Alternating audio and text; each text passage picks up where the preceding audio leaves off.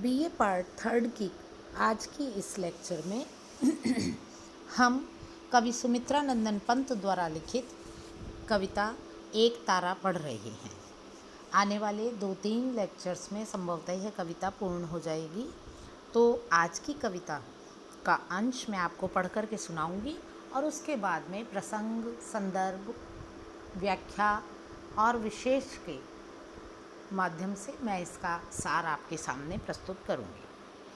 अरुणाई प्रखर शिशिर से डर, तरु शिखरों से वह स्वर्ण विहग, उड़ गया खोल निज पंख सुभग, किस गुहा नीड़ में रे किस मग, मृदु मृदु स्वप्नों से भर अंचल, नव नील नील कोमल कोमल, छाया तरुवन में तम श्यामल, पश्चिम नभ में हूँ रहा देख, उज्ज्वल अमंद नक्षत्र एक।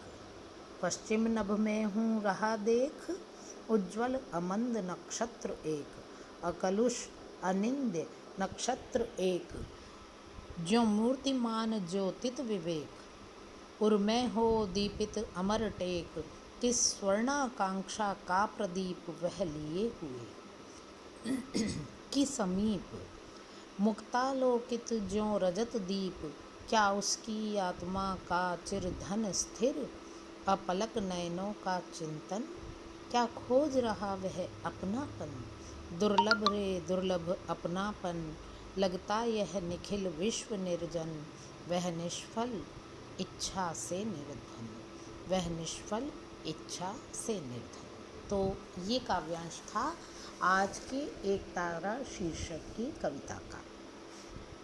अब हम इसके प्रसंग की यदि बात करें तो प्रसंग के अंतर्गत पुस्तक का नाम, कवि का नाम, कवि की कविता का नाम लिखा जाता है।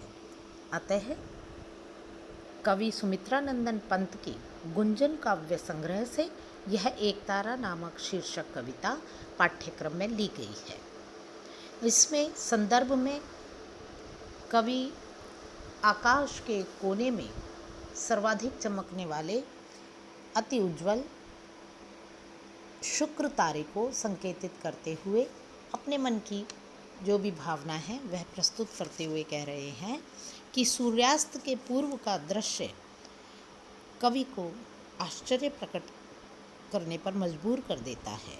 कवि का अपने आप से ही प्रश्न करते हैं कि अभी कुछ समय पूर्व जो सूर्य अपनी स्वर्णिम आभा बिखेरता हुआ पक्षी स्वरूप आकाश के कोने में वृक्षों की चोटियों पर विराजमान था, वह अब अपने सुंदर पंखों को खोलकर ना जाने किस मार्ग से किस गुफा अथवा घोंसले में चला गया है।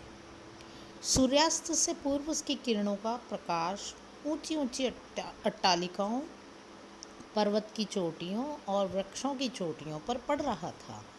कवि पंत कहते हैं कि उस स्वर्णिम आभा के छुप जाने पर मुझे बड़ी हैरानी और जिज्ञासा है कि वह कैसे और किस मार्ग से कहीं चला गया है।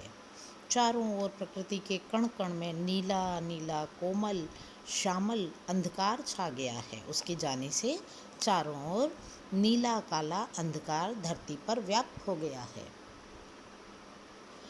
जो अपने आंचल में अनेक प्रकार के मधुर, आकर्षक और वादक स्वप्नों को भरकर भी लाया है। संध्या काल के पश्चात कवि का मानना है कि प्रत्येक व्यक्ति विश्राम करता है और जैसे आकाश में असंख्य नक्षत्र अपने कोमल प्रकाश से नीलिमा का श्रृंगार करते हैं, उसी प्रकार चेतन सृष्टि भी अपने निद्रा काल में अनेक प्रकार के स्वप्न देखकर जैसे जीवन के दुखों को भूलकर आनंद का उपभोग करती प्रतीत होती है। इतना ही नहीं, कवि कहते हैं कि जिस समय चारों ओर कोमल नीला अंधकार छाया हुआ था, उस संध्या के समय में कवि को पश्चिमी आकाश में एक अत्यंत प्रकाशमान और उज्ज्वल छवि संपन्न नक्षत्र के रूप में ये तारा दिखाई देता है। इस तारे के रूप में इस चमकीले नक्षत्र में कहीं भी किसी प्रकार की मलिनता या विकार नहीं था। यह नक्षत्र दोष रहित ऐसा प्रतीत होता है जैसे मानो कोई शुद्ध सात्विक ज्ञान ही सात्विक प्रकाश में साकार हो गया हो। वह सौंदर्य और प्रकाश ऐसा ही स्वाभाविक और आकर्षक था जैसे दृढ़ निश्चय अथवा किसी आकांक्षा की पूर्ति से पूरित हृदय की झलक चेहरे पर आ जाती है, ऐसा ही ये दृश्य था।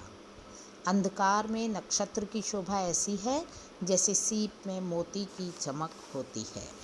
कवि प्रश्न करते हैं कि ये किस महत्वाकांक्षा का दीपक किसके समक्ष अपने भावों की अभिव्यक्ति के लिए जल रहा है, ना यह मुझे नहीं पता। जिस व्यक्ति में कोई इच्छा बलवती है तो उसे अपने तक सीमित रखना लाभकारी नहीं होता है, परंतु जब वही इच्छा किसी बड़ी शक्ति या समाज को सामने रखकर अभिव्यक्त की जाती है तो उसकी पूर्ति का प्रयत्न भी किया जाना चाहिए, तभी सफलता सरल और स्वाभाविक रूप से प्राप्त हो पाती है। निरंतर चमकने वाले नक्षत्र को देखकर कवि कहते हैं कि ऐसा लगता है कि न जाने यह कोई आत्मज्ञानी साधक है जो अपने अपलक नेत्रों से मन, बुद्धि और शरीर को एक ही लक्ष्य में स्थिर करके अपने धन, परम तत्व या ब्रह्म चिंतन में तल्लीन है। ऐसा लगता है कि यह तारा सामान्य तारा ना होकर के ये कोई परम ज्ञानी चिंतक है। क्या ये फिर कवि प्रश्न करते हैं कि तारे की यह एक निश्चित स्थिर अवस्था को देख कर के प्रश्न करते हैं कि ऐसा लगता है मुझे कि शायद यह अपनेपन की वास्तविकता को खोज रहा है। अपनापन, आत्मज्ञान आदि बहुत दुर्लभ बातें हैं। इसके लिए मनुष्य को अनेक प्रकार के संयम, संस्कार और साधनाओं को सहना पड़ता है। जब कोई व्यक्ति आत्मज्ञान की प्राप्ति के लिए कटिबद्ध हो जाता है तो संपूर्ण संसार नीरव, निर्जन तथा इच्छा शून्य अनुभव होने लगता है। कवि कहते हैं कि सांसारिक आकर्षण, वैभव विलास, ऐश्वर्य की चमक ऐसे मनुष्य को लुभा नहीं पाती। संसार में अपनी इच्छा को साकार स्वरूप न पाकर वह व्यक्ति या वह तारा अत्यंत उदास हो जाता है। इसी प्रकार आकाश में अकेले चमकने वाले इस नक्षत्र में कवि ने एक तल्लीन साधक तथा उदास और निराश मनुष्य दोनों ही की झलक देखी है। तो ये थी आज की एक तारा कविता का अंश। कल के लेक्चर में हम फिर इससे आगे की कविता का अंश पढ़ेंगे। कविता समझ न आने पर आप कभी भी मुझसे संपर्क कर सकते हैं। उम्मीद है आज का लेक्चर पसंद आया होगा। धन्यवाद।